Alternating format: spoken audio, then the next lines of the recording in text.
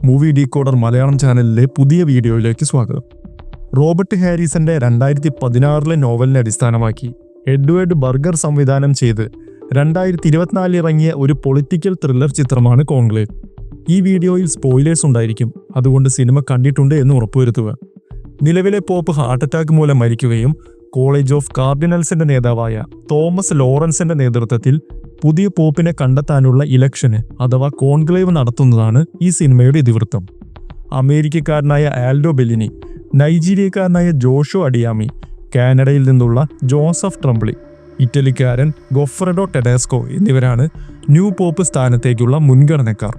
ഇതിനിടയിൽ പോപ്പിന്റെ ഓഫീസ് ചുമതലയുള്ള ബോസ്നിക് പോപ്പ് മരിക്കുന്നതിന് മുന്നേ ജോസഫ് ട്രംബ്ലിയോട് റിസൈൻ ചെയ്യാൻ പറഞ്ഞിരുന്നു എന്ന് പറയുന്നു.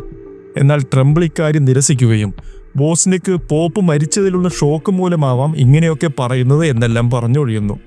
ഇതിനിടയിൽ അഫ്ഗാനിസ്ഥാനിലെ കാബൂൾ ആർച്ച് ബിഷപ്പ് എന്ന് പറഞ്ഞ് വിൻസെന്റ് ബെനീറ്റസ് അവിടെ എത്തിച്ചേരുന്നു. വത്തിക്കാനിലെ ആർക്കും തന്നെ കാബൂളിൽ ഒരു ആർച്ച് ബിഷപ്പ് ഉണ്ടെന്ന് തന്നെ അറിയില്ലായിരുന്നു. പോപ്പ് സീക്രട്ടായാണ് ഇങ്ങനെ ഒരാളെ നിയമിച്ചതെന്ന് മനസ്സിലാകുന്നു. അങ്ങനെ വളരെ സീക്രട്ടായി നടക്കുന്ന കോൺക്ലേവിന്റെ ഫസ്റ്റ് ഡേ വോട്ടിംഗ് ആരംഭിക്കുന്നു. ആദ്യ ദിനത്തിൽ ആർക്കും വ്യക്തമായ ഭൂരിപക്ഷം കിട്ടിയിരുന്നില്ല.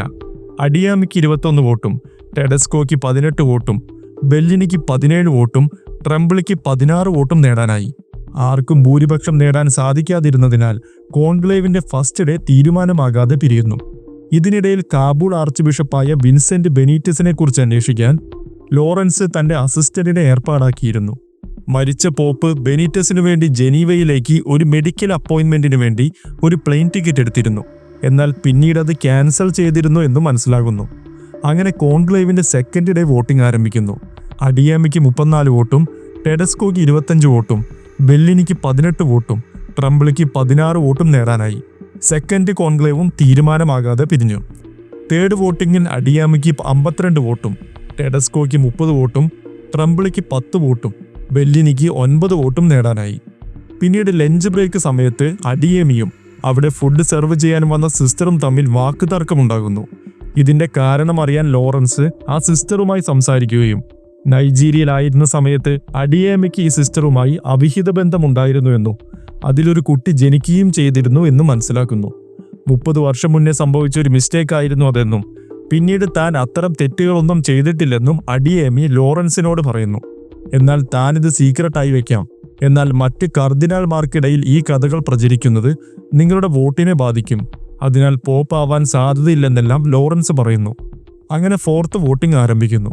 ട്രംബ്ലി 40 വോട്ടും, ടെഡസ്കോ 34 വോട്ടും, ബെല്ലിനി 13 വോട്ടും, ലോറൻസ് 11 വോട്ടും, അഡിയാമി 9 വോട്ടും, ബെനീറ്റസ് 6 വോട്ടും നേടുന്നു. വോട്ടിങ്ങിന് ശേഷം ബെല്ലിനിയും തന്റെ സപ്പോർട്ടേഴ്സും ട്രംബ്ലിക്ക് വോട്ട് ചെയ്യാൻ തീരുമാനിക്കുന്നു.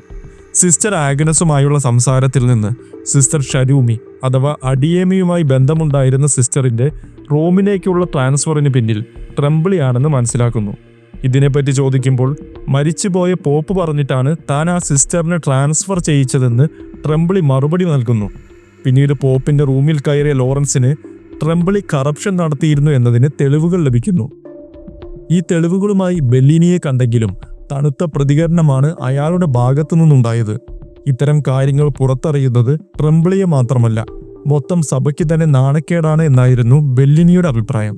പിറ്റേന്ന് ലോറൻസ് ട്രംബ്ലി ചെയ്ത കുറ്റകൃത്യങ്ങൾ ഫോട്ടോ കോപ്പി എടുത്ത് എല്ലാ കർദിനാൾമാർക്കും നൽകുന്നു. അടുത്ത കോൺക്ലേവ് നടക്കുന്നതിനിടയിൽ ഒരു ടെററിസ്റ്റ് അറ്റാക്ക് നടക്കുകയും ഇലക്ഷൻ നിർത്തപ്പെടുകയും ചെയ്യുന്നു.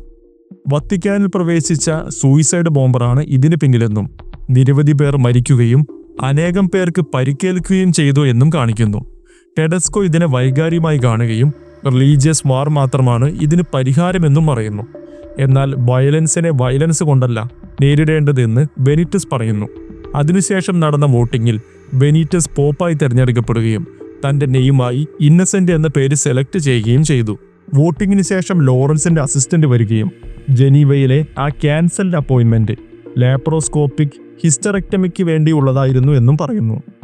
ഇതിനെപ്പറ്റി ലോറൻസ് ബെനീറ്റസിനോട് ചോദിക്കുകയും താൻ യൂട്രസുമായാണ് ജനിച്ചതെന്നും ഈ അടുത്തുണ്ടായ അപ്പൻഡിക്സ് ഓപ്പറേഷൻ സമയത്ത് മാത്രമാണ് താൻ ഒരു ഇന്റർസെക്സ് ആണെന്ന് മനസ്സിലായത് എന്നും പറയുന്നു. മുൻ പോപ്പിന്റെ നിർദ്ദേശമനുസരിച്ചാണ് ഓപ്പറേഷന് പോകാൻ തയ്യാറായത്.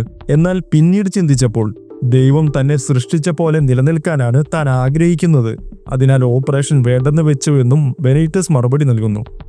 പിന്നീട് പുതിയ പോപ്പിനെ തെരഞ്ഞെടുക്കപ്പെട്ടു എന്നതിന്റെ സൂചനയായ വെളുത്ത പുക ഉയരുകയും ആളുകൾ ചിയർ ചെയ്യുന്ന ശബ്ദവും കേൾക്കുന്നു.